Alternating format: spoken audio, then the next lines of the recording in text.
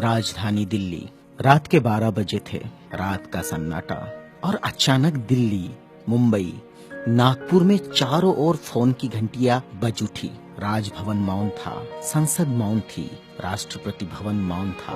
हर कोई कश्मकश में था। शायद कोई बड़ा हादसा हुआ था। यह किसी बड़े हादसे या आपदा से कम नहीं था। कोई अचानक हमें छोड़कर चला गया था, जिसके जाने से करोड़ों लोग दुख भरे आंसुओं से विलाप कर रहे थे। देखते ही देखते मुंबई की सारी सड़कें भीड़ से भर गई। पैर रखने की भी जगह नहीं बची थी मुंबई की सड़कों पर, क्योंकि पार्थिव शरीर मुंबई लाया जाना था और अंतिम संस्कार भी मुंबई में ही होना था। नागपुर, कानपुर, दिल्ली, चेन्नई, मद्रास, बेंगलोर, पुणे, नासिक और पूरे देश से मुंबई आने वाली रेलगाड़ियों और बसों में बैठने को जगह नहीं थी। सब जल्द से जल्द मुंबई पहुंचना चाहते थे और देखते ही देखते अरब सागर वाली मुंबई जनसागर से भर गई। कौन था यह शख्स जिसके अंतिम दर्शन की लालसा में जन सैलाब रोते बिलखते मुंबई की ओर बढ़ रहा था? देश में यह पहला प्रसंग था जब बड़े बुजुर्ग छोटे छोटे बच्चों जैसे छाती पीट पीट कर रो रहे थे।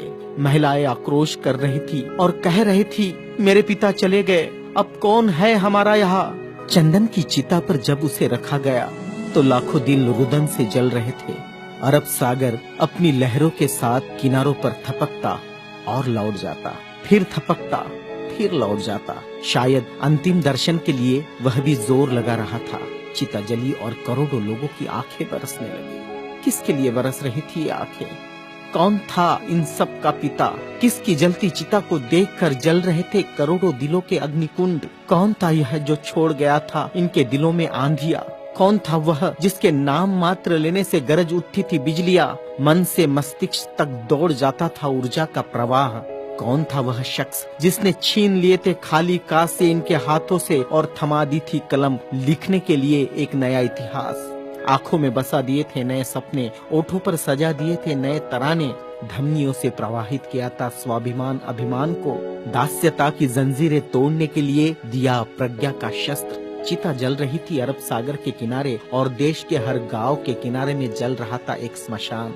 हर एक शख्स की आंखों में और दिल में भी, जो नहीं पहुंच सका था अरब सागर के किनारे, एक टक देख रहा था वह उसकी प्रतिमा या गांव के उस झंडे को जिसमें नीला चक्र लहरा रहा था, या बैठा था भूख प्यास भूल कर अपने समूह के साथ उस जगह जिसे वो बुद्ध विहार कहता था। क्यों गांव शहर में सारे समूह भूखे प्यासे बैठे थे उसकी चिता की आग ठंडी होने का इंतजार करते हुए। कौन सी आग थी जो वह लगाकर चला गया था? क्या विद्रोह की आग थी या थी वह संघर्ष की आग? भूखे नंगे बदनों को कपड़ों से ढकने की थी आग? असमानता की धज्जियां उड़ाकर समानता प्रस्थापित करने की आग? चवदार तालाब पर जलाई हुई आग अब बुझने का नाम नहीं ले रही थी। धू धू जलती मनुस्मृति धुएं के साथ खत्म हुई थी। क्या यह वह आग थी जो जलाकर चला गया था वह? सारे ज्ञानपीठ, स्कूल, कॉलेज मरुभूमि जैसे लग रहे थे।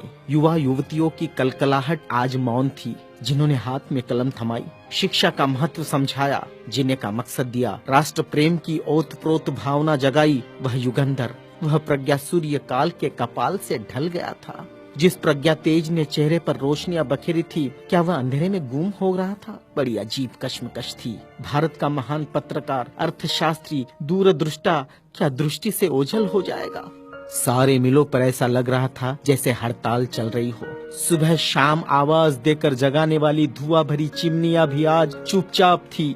खेतों में हल नहीं चला पाया किसान। क्यों?